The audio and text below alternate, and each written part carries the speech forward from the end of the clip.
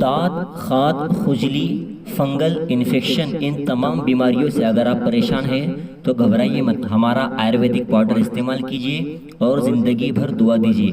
اور ایسی تمام بیماریوں کے لیے اگر دیسی آیورویدک دوا آپ کو چاہیے تو ہمیں کال کریں۔ حافظ ارمان، حافظ عبدالرحیم، جلگاؤں۔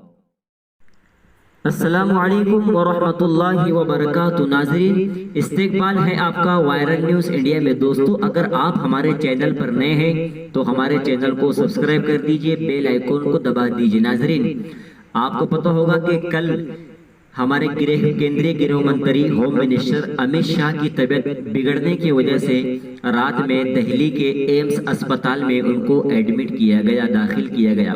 ڈاکٹروں کے مطابق ڈاکٹروں کا کہنا ہے کہ امت شاہ کو فی الحال آرام کی سخت ضرورت ہے۔ اگر یہ آرام کرے گے تو ہو سکتا کہ ان کو فائدہ ہو جائے۔ اس سے پہلے سوشل میڈیا پر بہت ساری جھوٹی اور سچی ساری خبریں گردش کر رہی تھی، مگر پھر خود امت شاہ نے ٹویٹ کر یہ کہا تھا کہ میری صحت خراب ہے، مگر ڈاکٹروں کی ہدایت پر عمل کرنے کی وجہ سے میری صحت اچھی ہے۔ پچھلے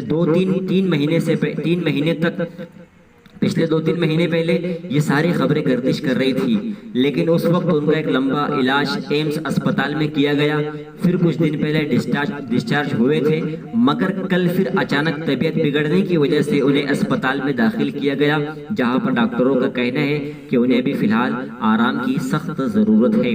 مگر آپ کو بتا دیں کہ ابھی بھی سوشل میڈیا پر بہت ساری جھوٹی خبریں گردش کر رہی ہے، اس لیے افواہ پر دھیان نہ دیں اور خود تحقیق کریں۔